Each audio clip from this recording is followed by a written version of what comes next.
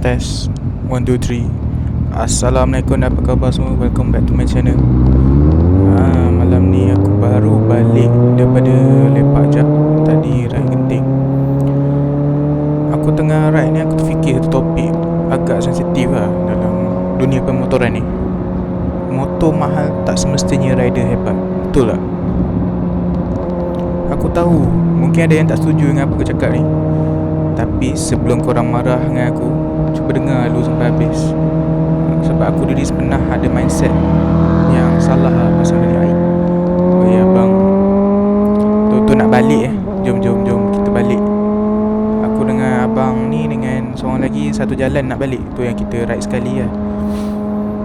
So masa mula-mula aku minat big bike dulu, aku sama macam ramai orang. Bila nampak je motor mahal kan, S1K, RR, Ducati, MT-10, automatik kepala aku hebat siut motor ni, power, mesti rider dipadu kan. Tapi lepas, tak adalah lama sangat dalam dunia pemotoran besar ni, tapi aku boleh nampak lah harga motor tak pernah menjamin skill nunggang kan. Sebab motor ni boleh beli guna duit, tapi skill kau tak boleh beli tau. Kalau korang bagi aku 1,000 hari ni, boleh tak bagi? Aku bagi QR. Gurau je geng. Esok aku dah boleh beli pergi motor yang mahal sikit kan, lagi laju daripada motor ni. Tak cakap lebih, nanti mengajuk pula motor ni. Tapi adakah motor ni automatik aku jadi rider yang hebat? Tak kan. Aku belajar riding ni pun daripada motor, ikut motor masing-masing, keselesaan masing-masing.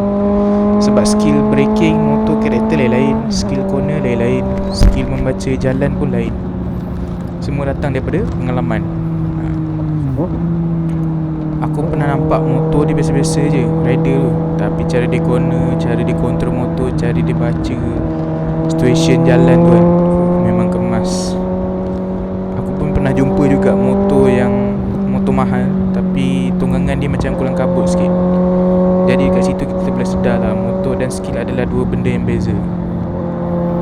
Kalau korang tanya aku lah, rider macam mana yang aku paling respect, bukan rider yang paling motor dia paling mahal, bukan exhaust dia paling bising lah, bukan yang paling laju atau highway lah, tapi rider yang matang, rider yang tahu bila nak tarik, bila dia nak slow, bila yang tak bahayakan orang lain, dia tak ego. Satu benda lah nak susah cari benda tu dalam dunia motor ni. Kadang-kadang aku pun ada tersilap sendiri juga lah, kadang-kadang ego kan. Tapi kita cuba kadang-kadang sedar diri balik lah. Aku rasa salah satu penyakit dalam dunia motor ni ialah kita terlalu suka compare motor siapa paling mahal, motor siapa lagi sisi besar, motor siapa lagi banyak horsepower. Sedangkan tujuan asal kita ialah ride untuk enjoy. Kalau aku ride dengan member pakai kacai, aku masih boleh enjoy. Aku ada kacai juga, so boleh pakai kacai untuk ride sekali.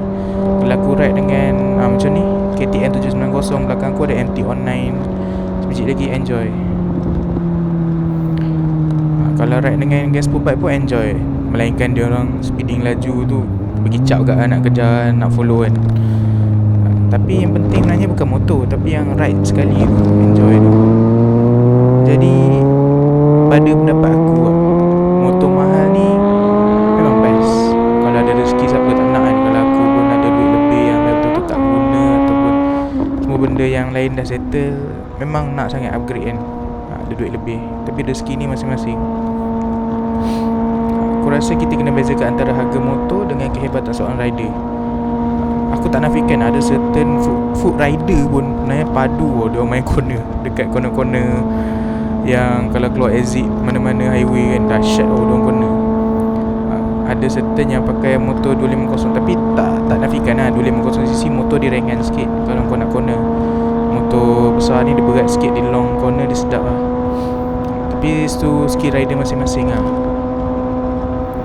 Tapi itulah, motor contoh dari kacai dia upgrade terus ke motor besar, dia akan dapat beza, dia tak boleh terus jadi pro lah.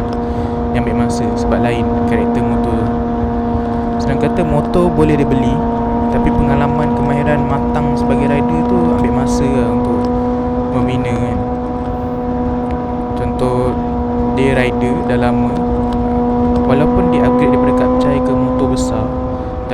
dia pandai, dia dah rider lama, so dia dah tahu ego dia macam mana, bawa motor macam mana.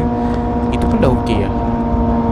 Mungkin corner dia tak berani lagi, dia corner dalam 1.2, 1.3 dia corner dulu dengan motor dia. Padahal motor dia sebenarnya boleh lagi jauh laju, sebab motor mahal, motor besar, MCC besar kan. Aku respect rider yang macam tu lah. Macam aku dulu, kalau aku tak rekod lah masa mula-mula aku main motor ni dulu, yang motor besar ni. Kalau aku rekod kan, aku rasa memang kena gelak je rasanya kan. Macam kentang je aku bawa. Nak corner dekat karak tu takut tu.